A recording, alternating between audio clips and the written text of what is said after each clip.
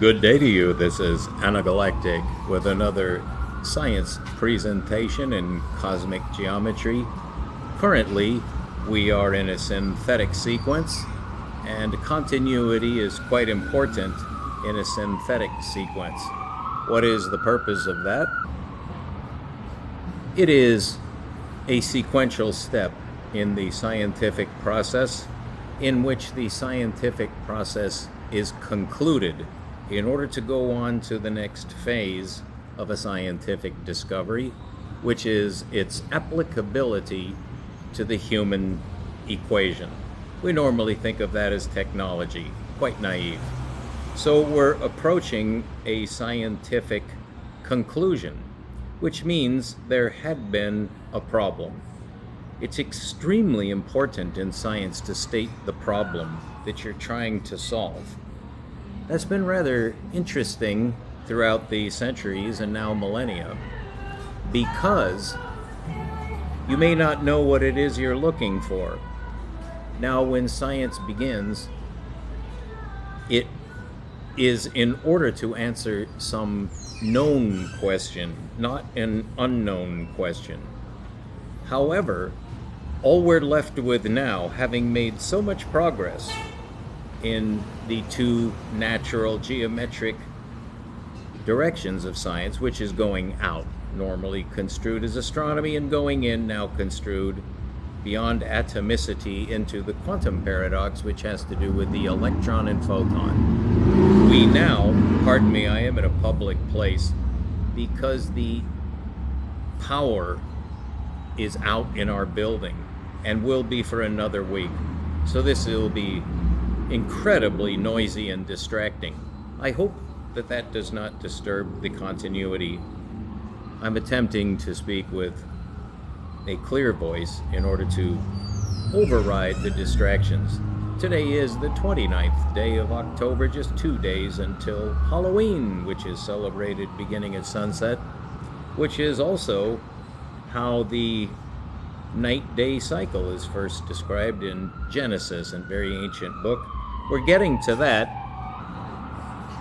In the several years that I've been here in this small town in Northern California, I don't believe I have ever in a single day heard so many sirens.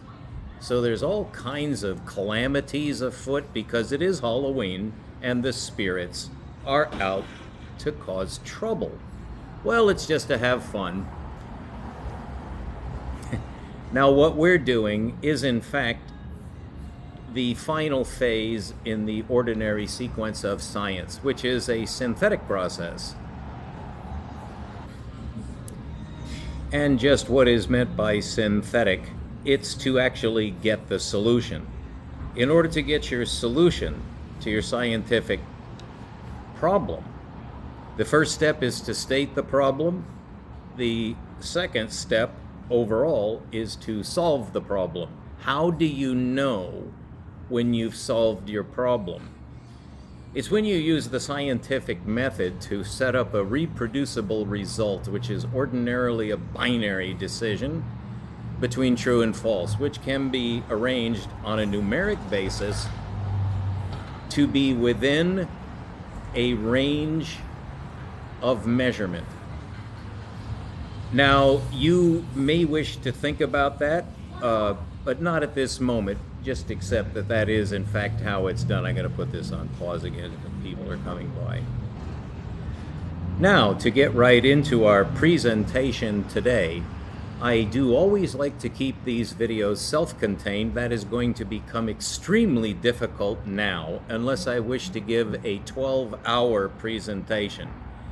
Now, since I'm a presenting scientist, I'm supposed to be able to summarize a lot of information. There is a trade-off in doing so. I am an expert in doing so. However, you have to know the trade-off. I won't be able to give you all the proofs, which has taken about 4 years to compile. And what is it we have decided is the problem? Well, science has decided the problem for us. However, there are at least two ways of approaching what is the problem in science. And that's why I began by saying, sometimes You just don't know what it is you're looking for. Well, how then would you know that you're looking for anything? It's because you already know what you want to find. That could be called prejudice or bias.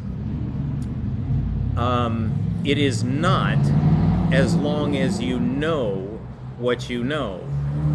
What might happen, though, is that you might not actually know what you know. And that is actually the situation, but nobody knows what it is that we know that we actually don't know. And if that sounds paradoxical, if that sounds like a bunch of hooey, that's exactly right. That's exactly right. Except for one small factor. Everything that I just said is precisely true. So we're in the worst possible situation. Well, you would expect so if you're at the cutting edge of science. You're attempting to push the bound of what you do know. Well, how do you complete that process? That's called the scientific process. And it has a phase, which is considered to be the central phase, called the scientific method. The reduction of your problem to a binary, measurable choice, so it's a reproducible result. Because science depends on a transmission that's similar to religion. But instead, the veracity of the transmission has to be reproducible in science. And what does that mean? Essentially today, it would mean mathematics. But as I've discussed, and I will summarize quite a bit of information here for you so we can go right into our solution. We're going to get the solution, but what are we going to get the solution to? So, without meaning to break the flow of any interjecting remark, I've got to force myself into a continuous sequence, which is going to be a roller coaster ride for you. What we're attempting to solve at this time in science is a dual problem. And that's somewhat well known, but let me spell that out because it's not well broadcast. There are two directions, and only two, in physical science. Either you're looking in, which would be microscopic, or you're looking in the opposite direction, which would be macroscopic. I'm very sorry about the noise. I have no choice. The macroscopic is going out, and that's what children want to know, every child. Going in, that takes some time, but eventually you want to know what's on the inside. The Greeks called this the problem of atomicity. That has been partially solved as of 1920. We found the atom. However, it's not what we presently, and at least as a layman, you or I, would call the atom. Because the atom is quite a complex combination of what is now called an electron as a particle name, and the proton, which occupies a distinguished position in that geometry. It is the proton, which is the Greek atom. So we've discovered the atom, but we shouldn't call it that because it might be confused with what the proton, being the atom, generates, which is a what? Well, as you know, and as we've covered in several video sequences, what we already know, but is worth restating, is that the atom is actually one or more protons. It's 1 to 100, almost exactly.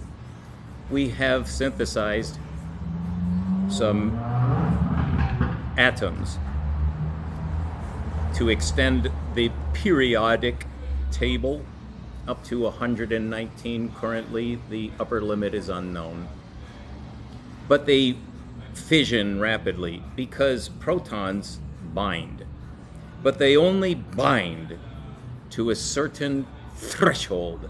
And we are always interested in thresholds in physics because it's a measurable. This is actually a counting number. A counting number for the atom, and that's called the atomic number. It begins at 1. That is extremely significant because now we have a counting number in the universe. What about the electron? Is that countable? No, it's not. But it is quantizable.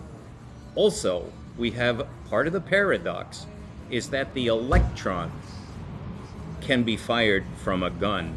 So it is a particle in that sense, that it occupies a position. Incorrect. Only a proton occupies a position in space. The electron does not. And that has baffled the you-know-what out of every single human who has looked at it, beginning with Max Planck, going to Albert Einstein, Paul Dirac. Feynman said that will never be understood, and it looks like now we'll never understand that. I understand it. So now I have to make that a reproducible result, which is the solution to a specific problem. What is the problem? The electron is not a particle. And that's the right beginning to the answer, as I have proved. So let's go on with our statement that the atom has been discovered, and it's called the proton. Okay, the atom, as it was first discovered, essentially by Rutherford and Bohr, is a combination of what are called two particles, but one of them is not a particle. It's an electron. And it looks like it's a particle, but it's not a particle. So how can it be both a particle and not a particle at the same time?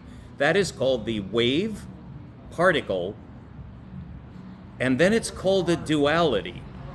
Is that the right term? No, because if it were a wave particle duality, it could be solved. It cannot be solved except the way I will show you. But in order to solve this, you're going to have to learn what we did wrong. And that is going to hurt so badly that it cannot be stood. So this solution will fail for the simple reason it's not allowed. What is allowed? There is no solution. That has been finalized. No matter what, it has to be solved, and I've solved it. That cannot be accepted. It will not be accepted because there can be no solution. That's been decided. And so science is over. Well, that's relative. It's over for some people, yes. Those would be called mathematicians. The mathematicians have committed suicide. They will never get the answer, even if it's shown to them. So the mathematicians are left out of this. Why is that? Aren't they ordinary human beings? They're not ghouls or vampires just hanging around, just coming out every Halloween or something. They're actual human beings with real brains. So what went wrong? Why have we gone a whole century, now a century and a quarter, without understanding physics? It's because the electron is not a particle. And it really is necessary now to accept that hypothetically so that I can show you why it's not a particle. But there is a shortcut that solves all of the rigmarole, cuts through 125 years of essentially goggly-eyed, ridiculous guesses, now coming to a split universe called the many worlds theory, which is so ridiculous that a whole philosophy has arisen to contradict it, headed by Bernardo Kastrup, one of my heroes. He has no solution, but he does have a challenge. So that's where we're at. And that's where we're at forever, until I came along. I just happened to be into geometry And it turns out that the whole problem, easily seen even by a child, comes down to a simple matter of adjustment inside the human mind, which has to do with the way you look at the universe. Well, how do we look at the universe? Through numbers. And that has been finalized. And you're not allowed to look at the universe naturally anymore. So what is missing when you switch to pure mathematics in your view of the universe? Well, you're doing exactly what Bernardo Kastrup said you're going to have to do. You're flying blind using your instruments only. You're only using an instrument panel. You're not looking out a window. So how do we actually look out the window? Bernardo has absolutely no idea, and neither do the physicists. And now the mathematicians, knowing that they own God and that they themselves have become God and now take the place of anything called God, they will decide the answer with numbers. And that's the end of our first segment in this synthetic sequence. So you'll know what the question is. The question now needs to be rephrased as two questions, which are conjugal. How do you define? Now this has to be transferred to a binary question, a testable question, but I'm going to give you the human question. What can we not solve? We cannot decide what is a particle. And it is thought that that cannot be done because it's always a wave. That's not true. That's the mistake. How many particles have we discovered? If you listen to the psychotics, and these are psychotics with PhDs, so this is formalized insanity. What do they say is a particle? Everything is a particle. So they're out of their minds. And that's the way it's going to stay. They're supported by the United States government, and that's final. So I'm a traitor against that form of government. And every scientist is who makes a discovery to one degree or another. It's just that the degree now is lethal and fatal because it's gone to a higher power who owns the system now. You could call it the United States. That's naive. And that's 18 minutes. We're now going to wrap this up so that we can go on to the solution. So what is the problem? The problem has to be stated in two ways. What is a particle and what is a wave? You have to do that. Nobody's been able to do that. I have. So that's what you're going to learn. Two things. So that they define each other.